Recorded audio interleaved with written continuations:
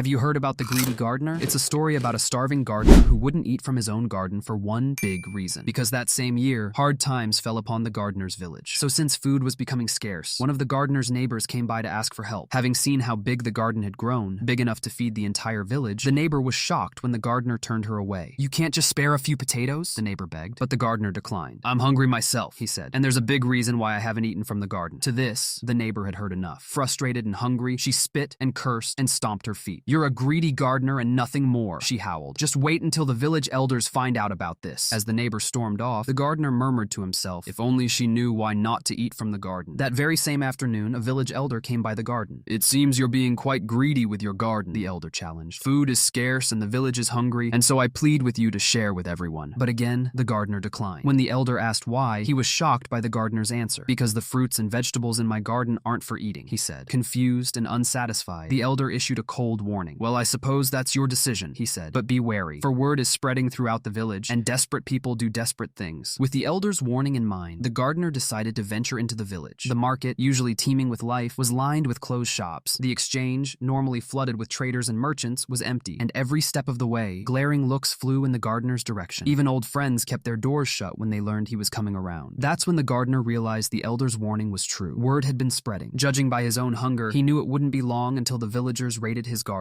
And so, the gardener decided it was time to reveal the true purpose of his garden, along with the reason why he wouldn't share or even eat the food himself. That afternoon, the gardener toiled away. Based on the sinking feeling in his chest, he knew there wasn't much time left. Then, in the evening, an ominous glow emanated from the village. With it, an uproar of chanting and yelling. As it grew louder and louder, the gardener realized what was happening. An angry mob from the village was approaching. Leading the mob were not only the gardener's neighbors, but also the village elders. "What's the meaning of this?" the gardener cried out. "The entire town is hungry," an elder announced. "And so if you won't share the food from your garden, we'll take it by force." With that, the mob pushed forward toward the garden. But when they reached it, they were shocked by what they saw. All of the fruits and vegetables were gone, and the dirt was all that remained. To this, the mob grew angry. "He's taken it all for himself," one woman yelled. "He must be storing it somewhere nearby," a man shouted. And so, the mob turned right back around and headed toward the gardener's cottage. But he was ready for them. "Give us the food, or we'll burn your cottage to the ground," an elder warned. Without another word, the gardener grabbed a large bag from his cottage. In it, small cloth pouches that he handed out one by one to the villagers. On each, specific instructions. "Where's the food?" one villager screamed. "You expect us to eat this?" another shouted. For inside each pouch were a variety of seeds. On the outside, instructions for how to grow them. "You see," the gardener smiled, "I could have easily given you the fruits and vegetables, and then you would be fed for a few days, perhaps a week at most. But all along, this was a seed garden, one that will help keep you fed for many months and years to come." Ashamed of their actions, but thankful for the gardener's generosity, the villagers headed back to their homes to start their own gardens. For all along, the gardener wasn't truly greedy, but rather a living embodiment of the age-old adage, if you give a man a fish, you feed him for a day. If you teach a man to fish, you feed him for a lifetime.